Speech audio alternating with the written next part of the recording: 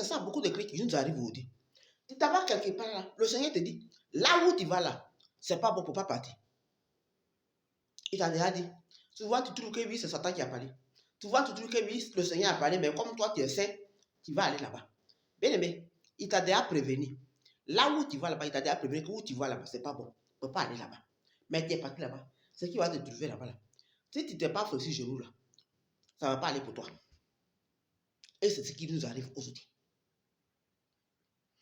Moi-même qui ai train de parler, si je parle de ça, c'est pas ici numéro 1 que je parle de ça. Alléluia. Plusieurs fois, tu vas aller, le Seigneur dit, il ne faut pas aller là, tu t'en vas là-bas. Tu trouves que ça tu es chrétien. Tu trouves que ça tu es saint. Et que ça arrive maintenant, tu cries à son secours. Bien aimé, apprenez-nous à écouter la voix de Dieu. Quand il te dit, il ne faut pas aller là-bas, ce n'est pas bon pour toi. Il faut obéir. Et le jeune en question maintenant, il va aller voir son frère en Christ. Ah, frère, voilà ce qui m'arrive. Son frère en Christ va prendre maintenant tout le temps pour lui expliquer. Il dit, frère, premièrement, quand tu partais avec ton oncle, tu ne savais pas.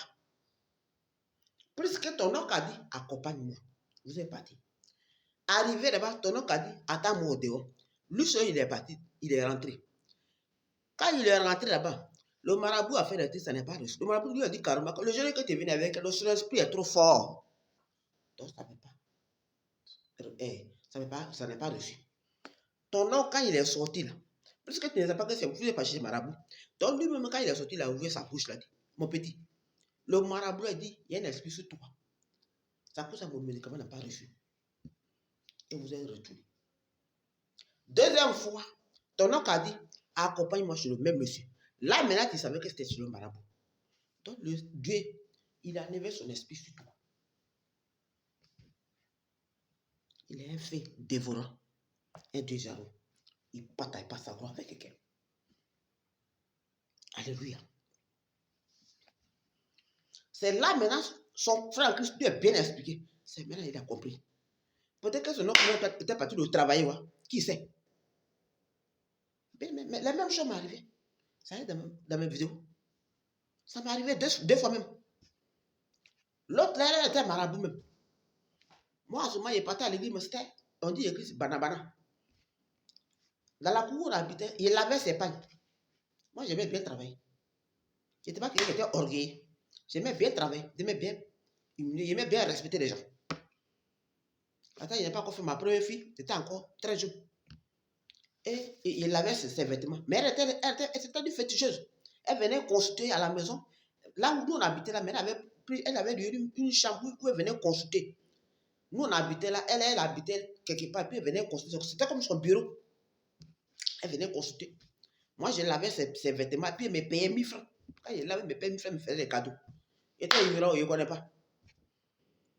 D'un jour, là, comme je mets, c'est une femme, il lave ses pages. Un jour, je suis rentré derrière, il dit, ah, Tati, bonjour. Il dit, bonjour, Tati. Moi, il faut verser le colis, la puis voir ce qui est ici, moi. La femme, elle n'a rien versé. Elle a dit ma chérie, faut pas colis là, c'est pas pour toi.